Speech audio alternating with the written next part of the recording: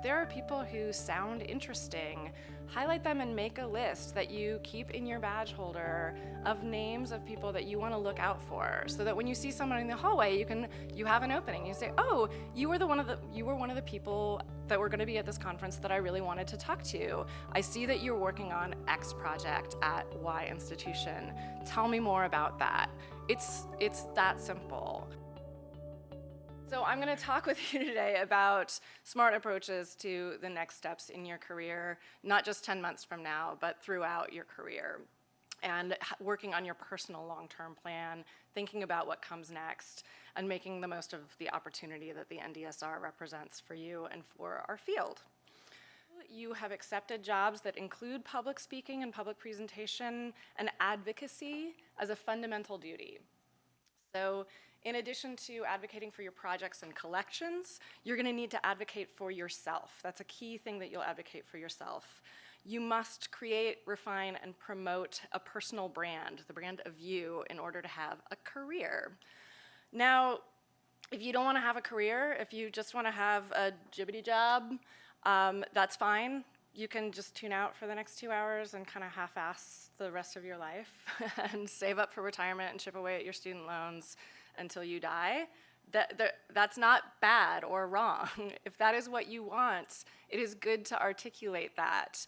It will help others from wasting time trying to push you forward, advance you, make you do things that you're really not interested in doing. I know a lot of very, very happy people who have decided that they are happy where they are, that they don't want to kill themselves trying to get someplace that they're going to be really unhappy being. They like hands-on preservation work, so they want to be a preservationist. They don't want to be an archive director, because that takes them away from the thing that they find fulfilling and satisfying.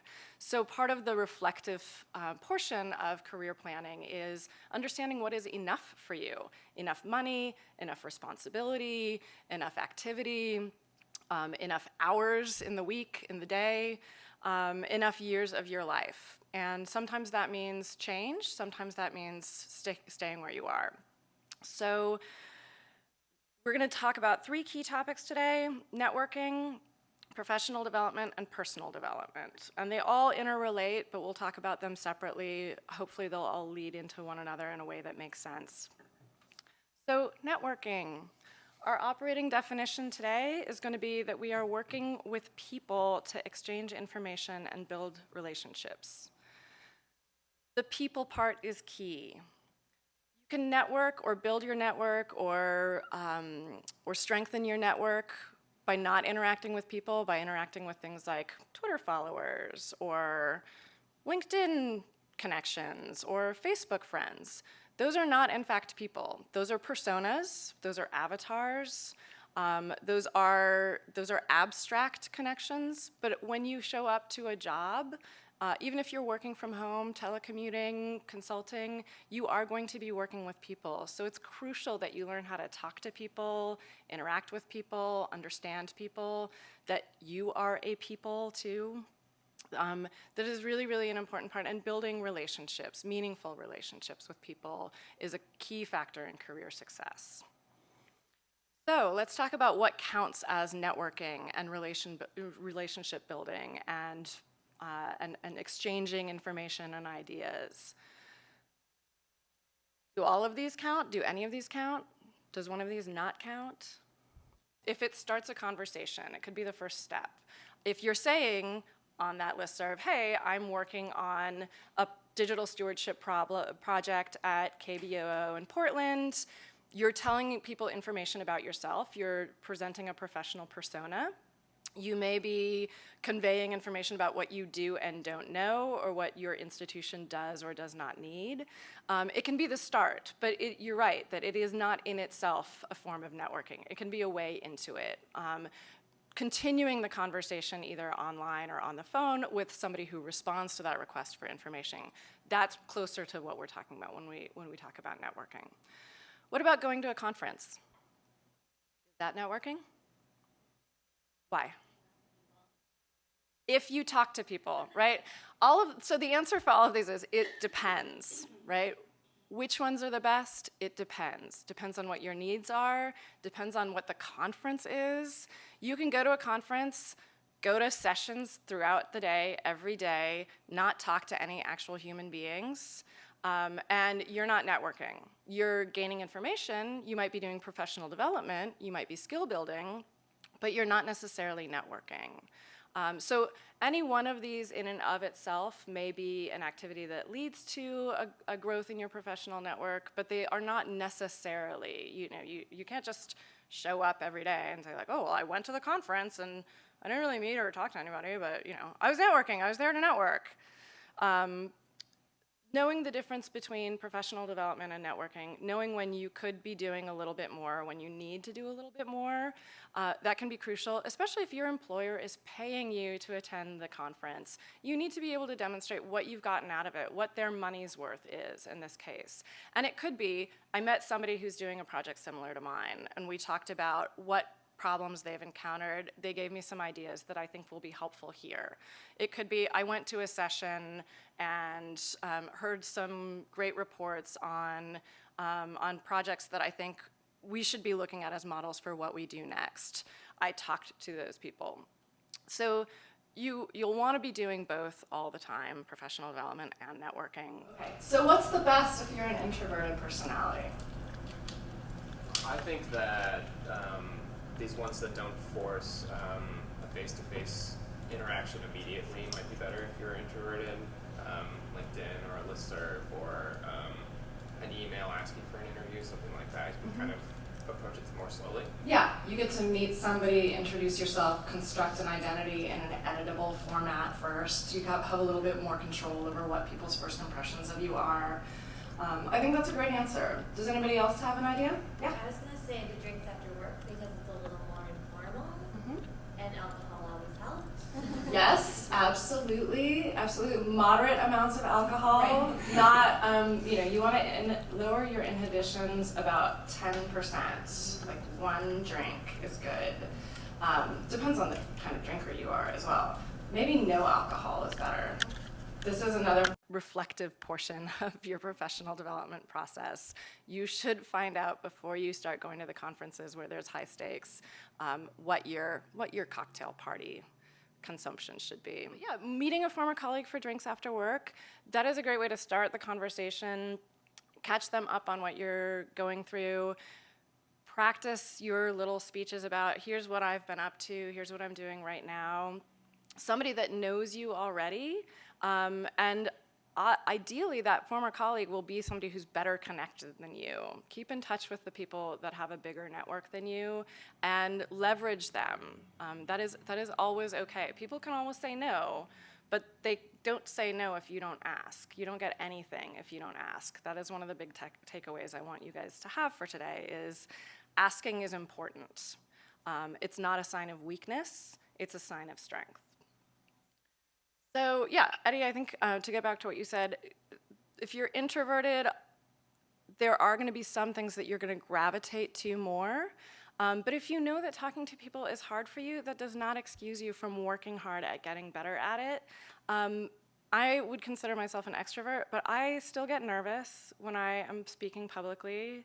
Extroverts get stage fright too. We find strangers intimidating and scary. We agonize when we're lying in bed staring at the ceiling at night over the things that every single word we have said and every interaction we have ever had with people, just like everyone else. So you can create extroverted tendencies in yourself or cultivate extroverted habits strategically. You don't have to utterly change your personality, but you may find that it's helpful. Going to professional conferences is kind of a standard thing for professional development and networking. We've all talked about it. You're expected to do it as part of this residency. It is important, so we'll talk a little bit about how that works. We've talked about the fact that you can go to a professional conference and not talk to anybody. That is totally possible. If you don't have somebody, whether it's the little angel on your shoulder or the little devil on your shoulder or your boss or a coworker kind of riding herd on you at that conference, it is possible to just go and get the bare minimum out. You might think that showing up and going to all the sessions in every single time slot is how to do a conference right. That may or may not be true. depending on the format of the conference, depending on the content of those sessions. You may find that doing that just tires you out, and by the end of the day, your brain is full, and you just don't want to talk to anybody at that opening night reception. So these are ways to do it wrong. Just going to the program, just sticking with what's on the agenda, talking to people you already know. This is a huge one.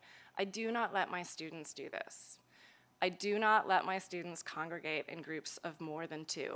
If I see 3 of my students standing together talking to one another, I will play the human bowling ball and come over and I will pick up that spare. I will drag somebody away and make them talk to someone else. I will just tell them, you guys need to quit talking to one another.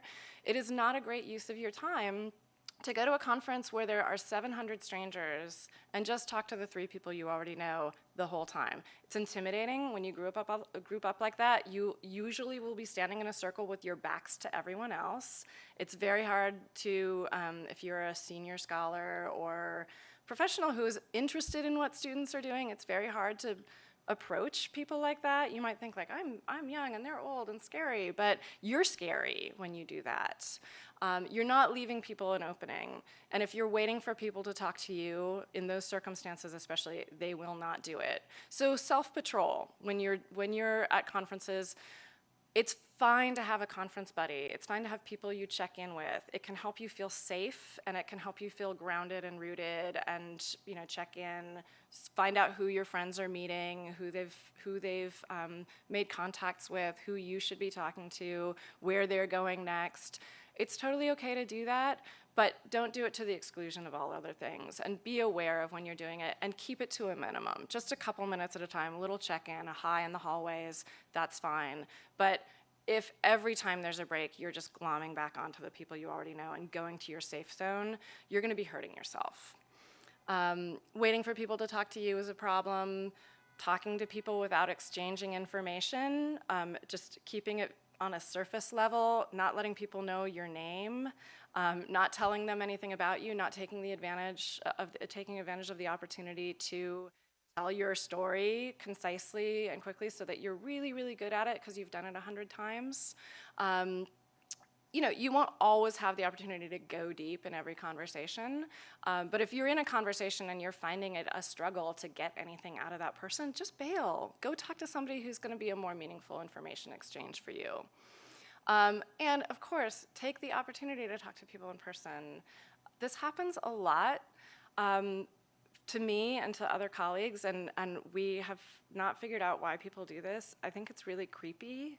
When you go to a conference and you're really, really interested in somebody and their work, and you actively avoid speaking with them, and then you just like creep on them later and send them a Facebook or a LinkedIn message, and you're like, oh, I saw your talk at the conference and I was really, really into it. It was really cool. Like, can we be friends?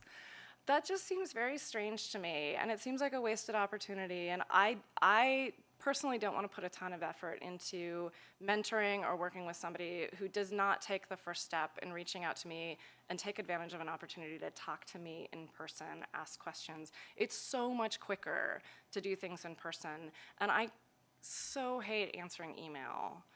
Nobody likes this.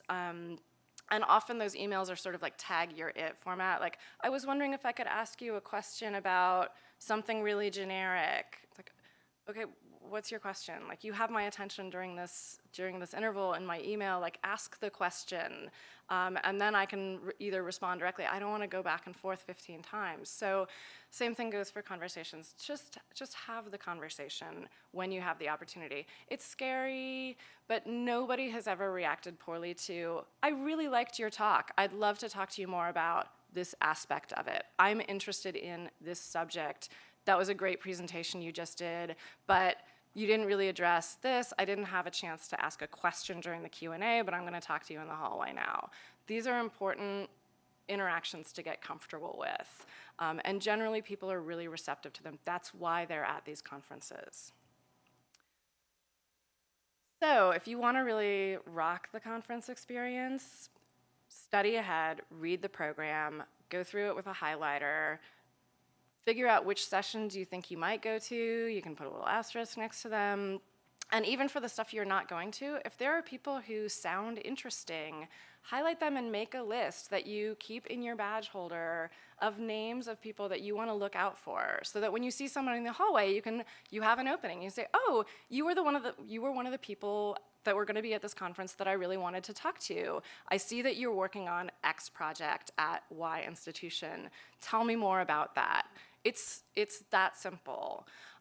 You don't have to have a manufactured opportunity. You can make that opportunity. So having a list of people to keep a lookout for, it helps you not glom onto the people you already know. It gives you an excuse to be looking at people's badges. You can tell people, "Oh, I see that you're from, the Gene Autry Institute of Western Heritage. I'm looking for somebody else who works there, but I haven't seen him or her yet. Could you introduce me? Oh, by the way, I'm Rebecca. I work at WGBH." Figure out ways that you can kind of go in with ammunition in the gun already, which is kind of a violent metaphor, but go in kind of loaded. Go in with things that you want to do that don't require you to sit through a whole session, especially if the other two speakers on the panel are not people that you're interested in talking to. Sometimes you can just skip the session and say, "Oh, I saw you were doing a session on this, but it was at the same time as something else. I'm sorry I missed it. Do you mind recapping for me?" Or I was really keen to hear especially about this aspect of your project. It is not fun. It's not easy until you get used to it. Even if you're used to it, it can still be weird and awkward. But the more you do it, the easier it gets. And of course, people you do know, people that you've just met, if there's somebody from the same state as the person you want to talk to, go ahead and ask, like, "Oh, do you know so-and-so from, oh, Stephanie, I see you're at the University of Maryland. Do you know, Oliver from the Maryland Historical Society?" It's possible that they do. Getting a sense of other people's networks is really important too, whether they're people you're close to or people that you have just met. Getting a sense of how connected they are, who they're connected to, what circles they're moving in, that can be really helpful, because you may be 2 or 3 degrees of separation from somebody who could be really helpful to you when you're job searching, working on a project, need a resource. And you can usually get there with 1 or 2 hops, right? Send an email, "Hey, I know that this isn't where you work, but I thought maybe since you're in the area, you would know somebody who knows this person." I just had an email exchange about that yesterday. A place that I worked 15 years ago, somebody wants to get in touch with the director there. And I said, "Well, I don't know them, but I do know this person. Let me introduce you via email since you come from a trusted source." And of course, cultivating approachability. Anybody have ideas for how to do that? Being approachable? There's no wrong answer. Yeah, Lorena. It's a very big thing. Mm-hmm. If you have like your arms crossed and kind of just like glare, that's not really approachable. If your arms are maybe down, even if they're kind of like awkwardly there, at least you're not kind of guarding yourself to be like, "Don't approach me." Yeah. Resting bitch face is not your friend. If you know you have that, work on smiling. It sounds cheesy and artificial, and it may get tiring after a while. If you know you slouch, if you know that you have sort of a forward posture, like what I call the Kirsten Dunst, just I look tired and low energy, and I look like somebody who's going to sap all of the momentum out of your conversation and conference experience. That's different from this, right? Forward-facing, hands on the hips is a power stance. Everyone knows this. It can actually change you physiologically to stand and change the expression on your face.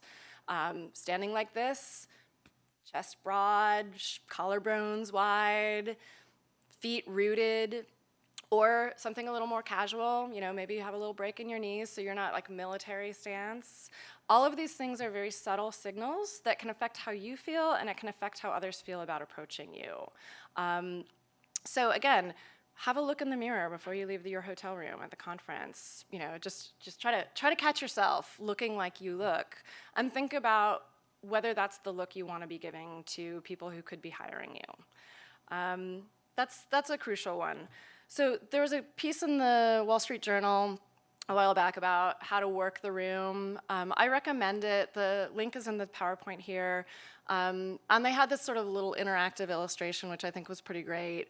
So who here is the person that you're going to talk to and why? That group there at the back, they are doing their thing. They've known each other. How long do you think they've known each other? They look pretty casual. So they look like they know each other very well. Yeah. Do you want to know them? Do you want to be part of that group? Yeah. Yeah. They're attractive but insular.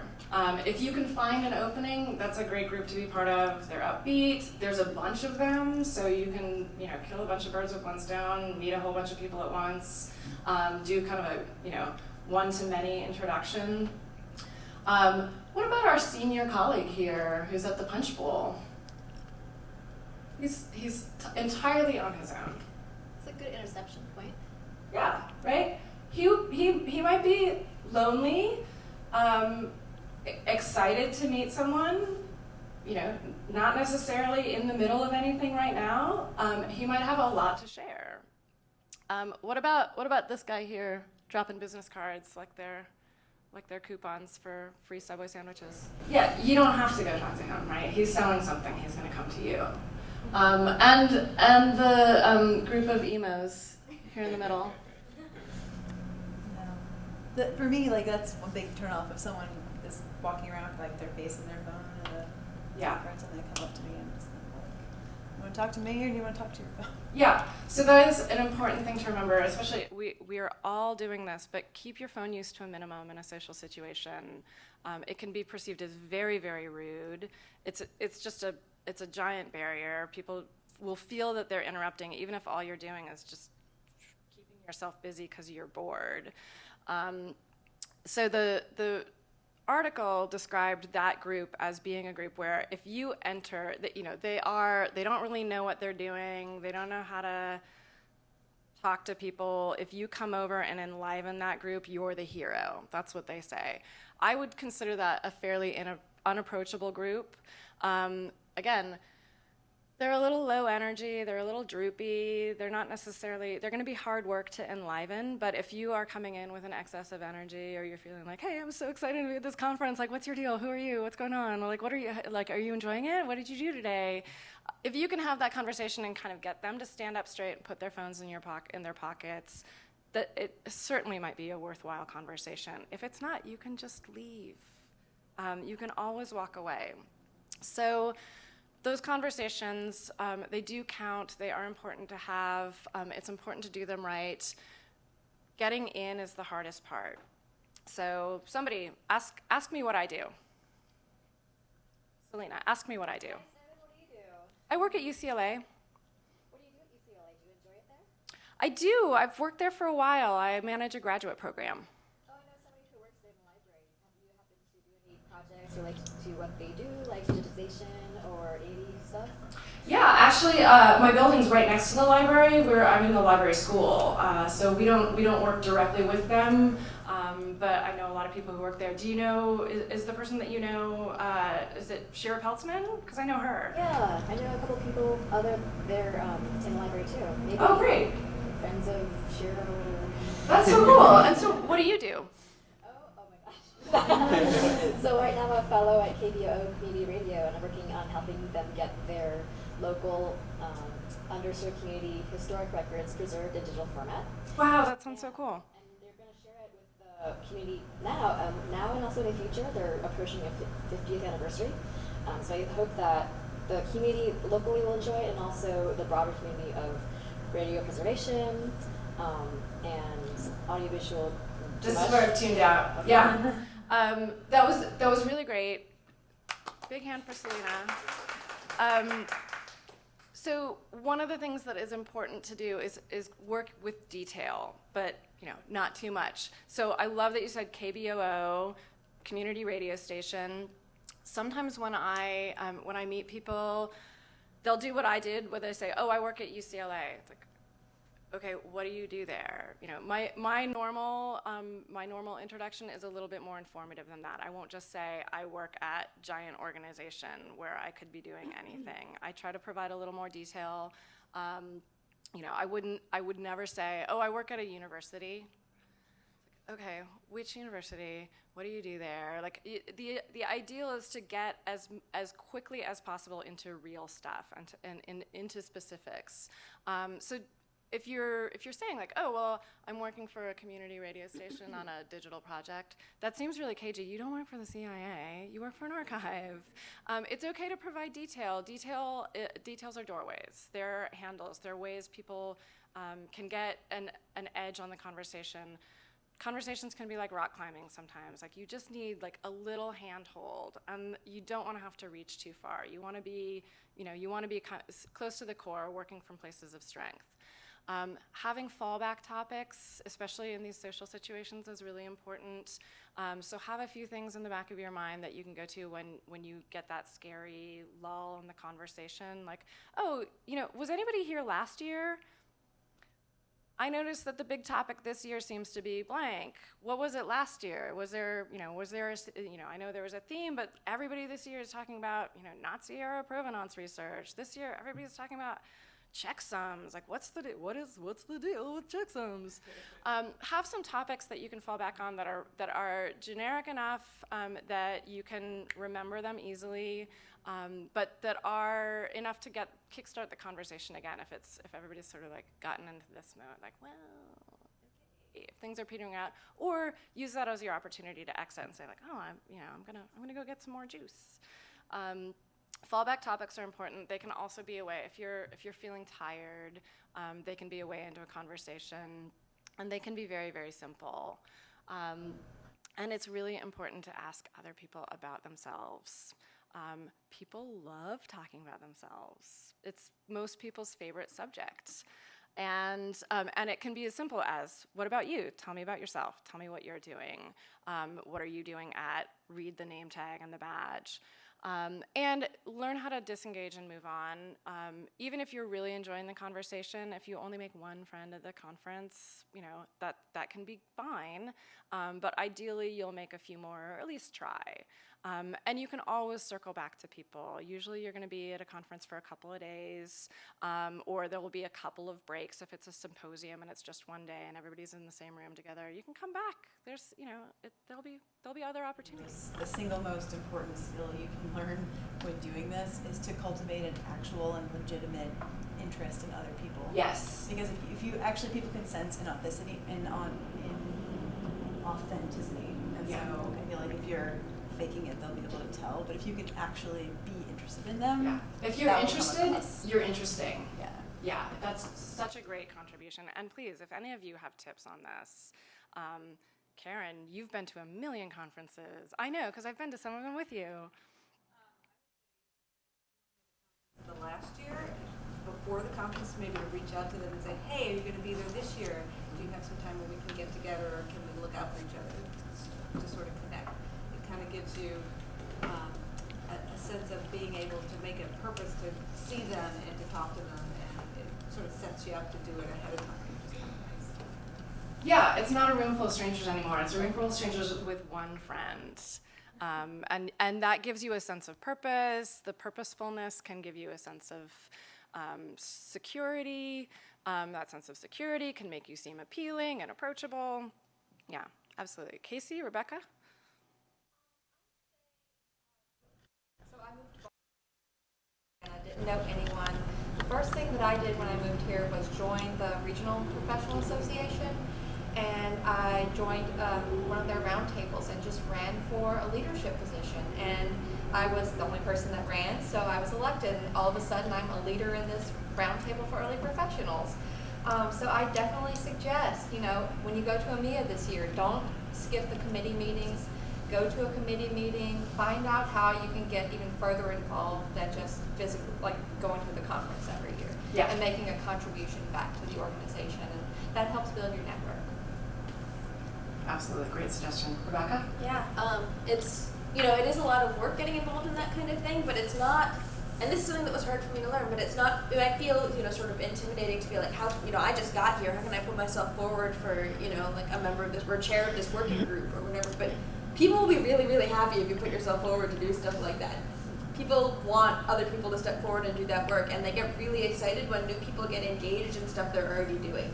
Like that's oftentimes, someone who's working on a project or is involved in an initiative, what they want most of all is to have new people walk up and say, I'm really excited, I'd love to get involved with this, how can I help? So that's a really good way to make connections and to, do more work in projects in areas that you're interested in. Also, as Snowden says, I think probably the number one thing that I found most helpful in making new connections is like if I'm in a room where there's dozens of people and I can find that knot of 5 people and I know one of them and walk up and be like, hey, introduce me to everyone else here. That's a sort of great and relatively unintimidating way to do it because you have your one connection and then suddenly you have 6 connections. And then later you walk up to one of those 6 who's in and out of a different 3 people and you're like, hey, remember me from earlier? Who else is here? But in more subtle and natural language than that. But it's you not don't easy. even, you don't We're have to just be doing subtle. it. You can be upfront. You can just say, hey, I'm sorry. I know we just met. I don't remember your name. That's always okay to say. Just, I've met so many people here. I've already forgotten your name. I'm sorry. I'm Eddie. Who are you? It's, don't freak out.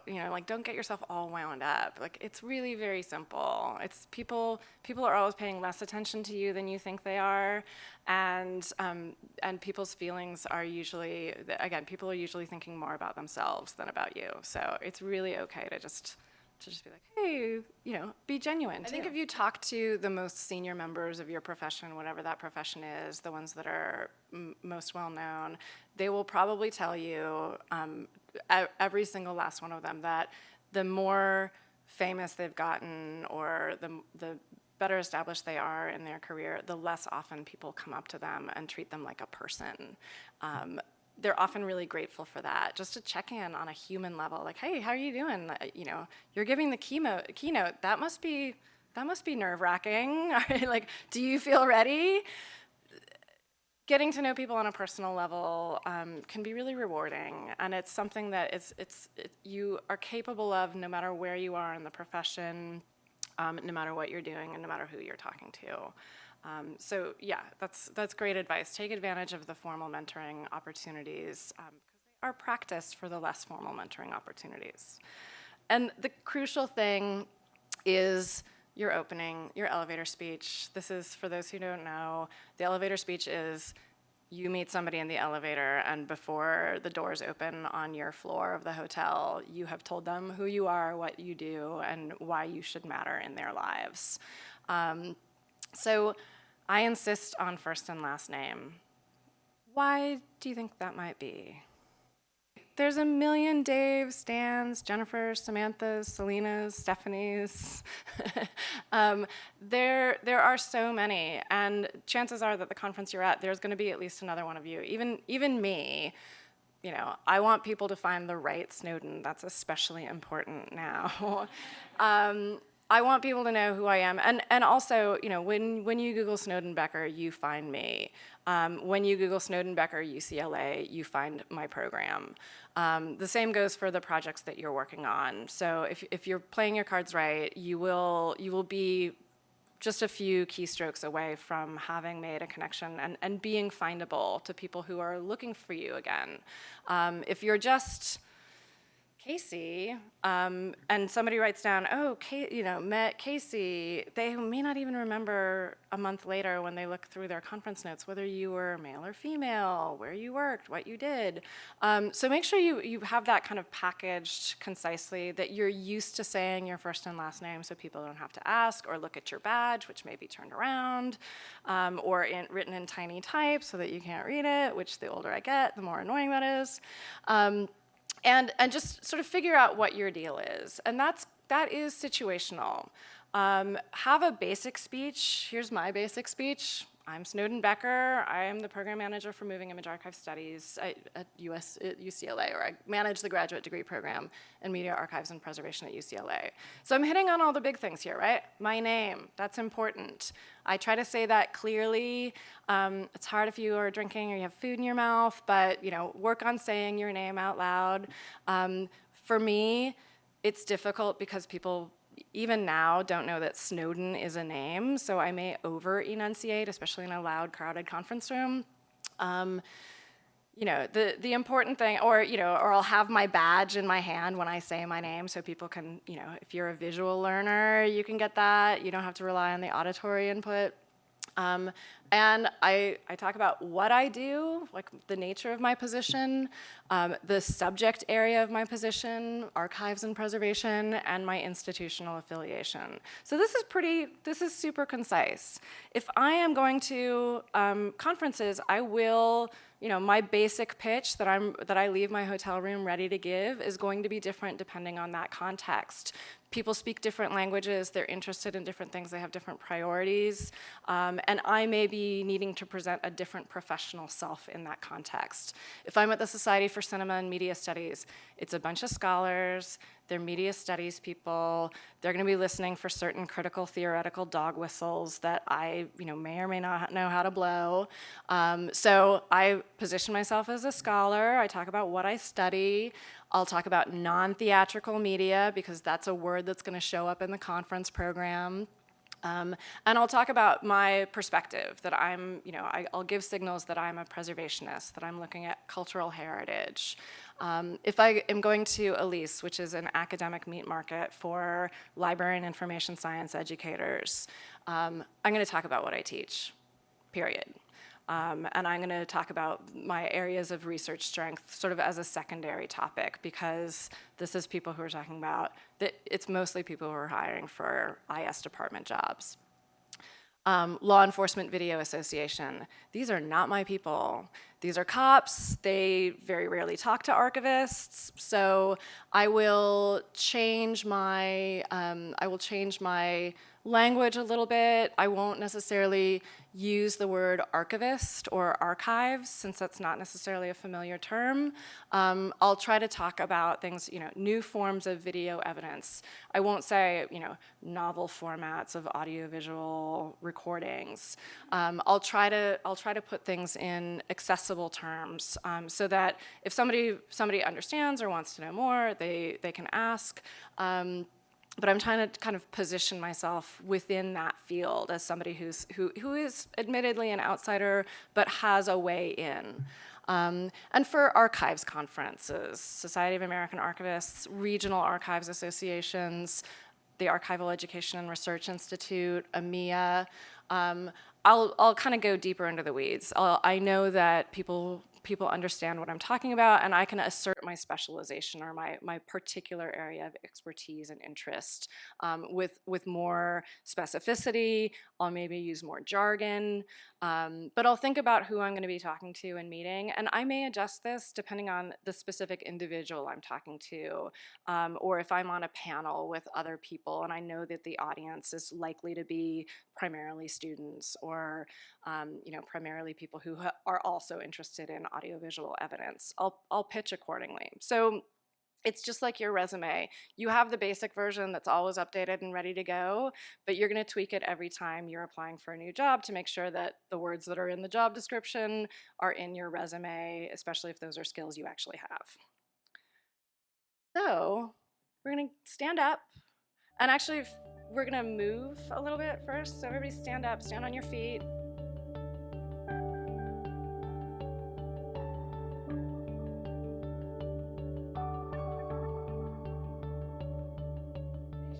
Introduce yourselves.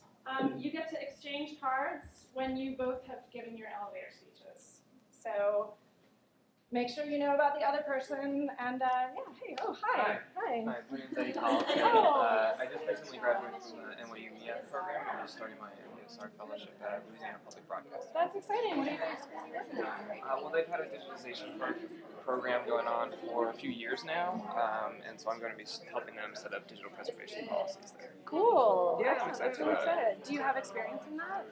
A little bit. I've done a few digital conservation projects as part of coursework, and did a sort of disaster planning project for Carnegie Hall's archives, and that was exclusively digitally focused.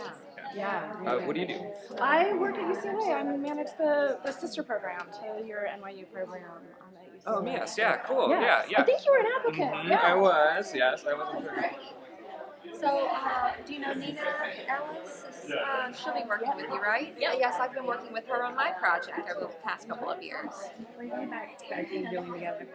So she has been participating in my project. It's called the American Archive of Public Broadcasting, and they have contributed about 200 hours of digitized audio to the collection. So maybe we'll be working together over the course of your residency. What's your name? I'm Casey Davis. I'm Tressa Graves. Good to meet you, Tressa.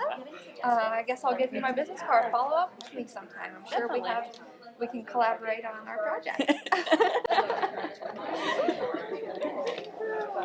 Hi. Don't be afraid to say I don't understand. Can you repeat that for me? That's really good advice. So I don't know if I can get your business. This is a really nice business card.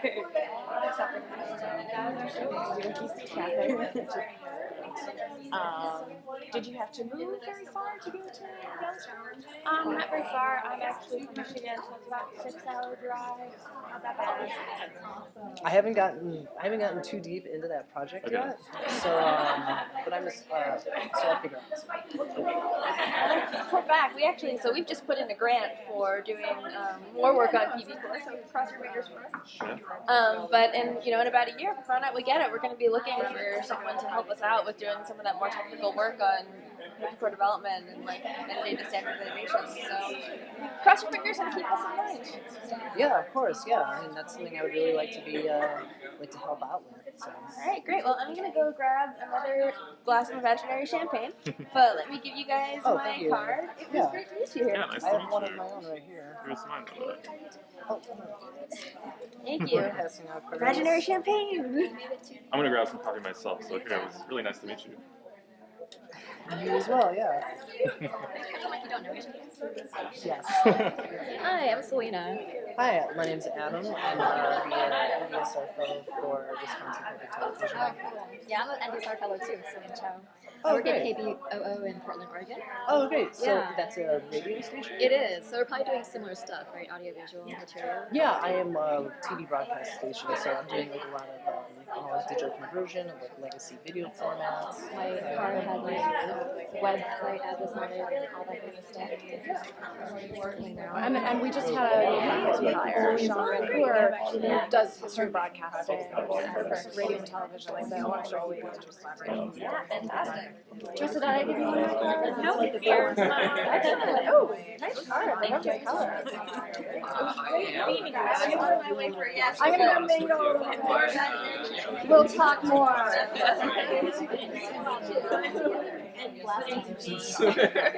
On the table. I know, yeah. I know you, friend. Oh, hi, Rebecca. I'm Kate McMahon. Nice to meet you. I've met Mario. I don't think I've met everyone in this group, so maybe you can introduce me. Yeah. So, how many people do you know here at the program? Are you kind of coming in cold? Yeah. But we're a little cold. I know a couple people, but they're not at this event. They're at a different meeting right now. I'd love to do some type of usability and focus group studies in the future to get a better sense of how we can improve access and use of the collection. And top of archive projects should be actually I think for me, personally, what I see when I think about like looking at radio or TV in an archive environment, it's just like that sort of like barrier of time.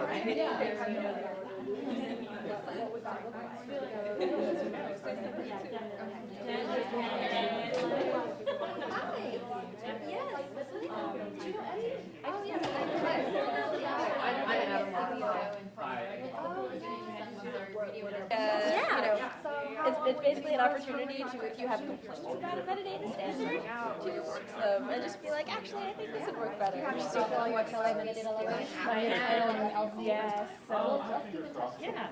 Here is very orange. You can ask a question at any time. Yeah, here, I'll put in my card. Always the most graceful exit strategy. Yeah.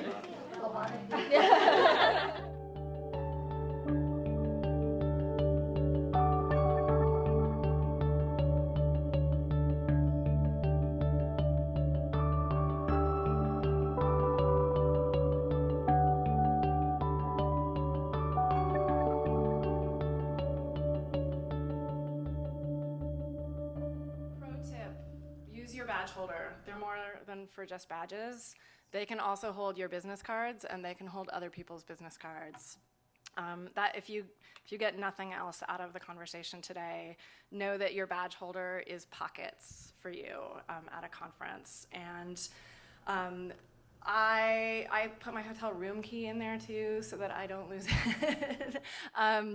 You don't have to do that, but if dress strategically. If you know you're going to be going to a reception in the afternoon, consider wearing something with pockets so you can put other people's cards in your right hand pocket and your cards in your left hand pocket. Then it's all very smooth. Hold your drink in your left hand so you can always have your right hand free for shaking hands. That's still, in our society, that's still a very traditional way to greet people. Work on your handshake too. Don't be one of these handshakes. Seriously, it does make a difference.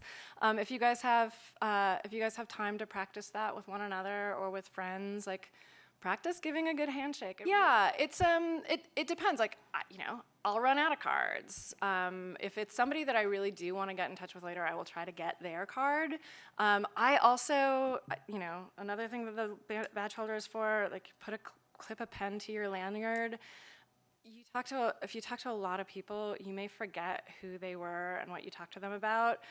So Lorena, you actually asked about, like, what do you think of my card? One thing that I would recommend for everybody is if you are buying your own cards, if they're not supplied by your employer, get cards that are blank on the back or have enough blank space that you can write on them or someone else can write on them.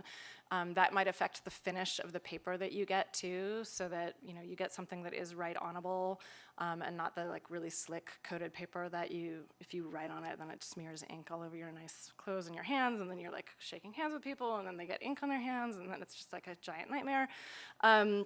So yeah, I often, when I take someone's card, will just jot down a word or two, especially if there's a follow-up item. And that way, when I get home from the conference, I pack my badge holder with me and in my suitcase, because there's always room for a badge holder in my suitcase, even if it's really full because I've gone thrifting in the conference town. You can always slip the badge holder in there. And I'll pull out all of the cards. I'll go through them at my computer when I get caught up on my emails that have piled up while I've been gone. And I'll look at who I need to follow up with and why. So they'll be like, Eddie Colleton, send him contact from Baton Rouge Police Department. Dear Eddie, great meeting you at EMEA. Here's that email address that I talked about. This is the person. It makes the conference follow-up a lot easier, and then I have a little box in my desk drawer that I just put all the cards that I've gotten from anyone ever in there, and then if I'm going through them, I'm like, who the fuck is this person? Like, I do not remember, but they work for Disney, so I'll turn over the card and be like, oh yeah, I met them at EMEA, we followed up, like they're a weirdo. Or, that didn't lead anywhere, but you know what, I should follow up with them again. Use cards not just as information holders, but as notes or a note-taking device. If you don't get a card, that is totally okay, but if you have a notes function on your phone that you want to take notes down and say, like, follow up with this person. So that's why I like getting something concrete and physical. It's not essential, and you can follow up afterwards, but I think you're more likely to do it if you have something in your hand. I had a question about that conference follow-up email or phone call. Often I'll meet somebody at a conference whom I think is a good contact or somebody I want in my professional network, but I don't have this burning immediate question to ask them. So often like a friendly, like, hey, nice meeting you at the conference email sort of just doesn't go anywhere. Yeah. Is there a way to sort of build on that, or do you have any advice about that? Yeah, I mean, be opportunistic. So I think a follow-up is fine. It doesn't have to lead anywhere. But I think one thing that I have heard people say is they don't want to just be contacted by people who want stuff. It depends on what people want. I mean, if I met you once and then you come to me asking for something where there's just like nothing in it for me, and you're just like, hitting me up for favors, like, I would prefer to have heard, like, hey, it was really great meeting you. I may be, doing this or that and asking you for help in the future. Like, a little preparation is nice. And yeah, if you are, coming within 100 miles of where they live or work, and, and there's a way to kind of reestablish contact or sort of, reach out or maintain that contact, or like, oh, I saw that, this related conference is coming up. You wouldn't be going to that by any chance. Karen's suggestion about following up with people, are you going this year? That's really good. Probably all of us have friends that we aren't in touch with very often, but that when we are in touch, it's sort of like we were never, never separated. Professional relationships are, I think, more often than not like that, where you're not necessarily talking to colleagues, especially if they're in other cities or working in other parts of the field. You're not necessarily talking to them all the time, every week, looking at their Facebook updates. You don't have to be in their lives like that. Understand what the relationship is like, and where you feel comfortable keeping them. And if you want to build connections, come up with a reason to collaborate, a project to work on. If there's an area of shared interest, like, hey, I'm working on, something, I think it would be nice to publish on this. Would you like to write something together? If it's somebody that you really want to work with, find a way or make a way to work with them. One of the things that we're encouraging you to do is hold webinars, do blog posts, like publish, put stuff out there. So just like reaching out to someone saying, hey, I think what you do is really interesting. I'd like to interview you for our blog. Or I'd like to, would you be willing to come and talk to my resident cohort about what you do, because I think it's really interesting and will be relevant to a lot of us. And you will have that in other jobs too, whether or not it's an explicit part of your job requirements. It's something that you can ask of yourself or find ways to do that. You can have a personal blog, and that can be part of what you use it for. It can be a platform for just getting to know people better. Did it get easier to do this the more people you talk to? Yeah, it will. It will also be hard if you haven't done it for a while. This is knowledge that, or a comfort that fades and gets renewed, just like any kind of craft knowledge. It might be a while since I spliced 16mm film, so I might practice a little bit on a piece of leader before I jump right in with the actual collection materials. It's okay to warm up a little bit first. It's okay to practice in the mirror. It's okay to give your cat your elevator speech. It's okay to do it with your mom or dad or your friend. Warming up is a good idea, whatever the exercise is. Yeah. Don't live a fear-driven life. Ask the questions you need to ask, and understand again that some people may take that as a sign of weakness, but it's not. All right, let's take a break, and then come back and we'll talk about professional development.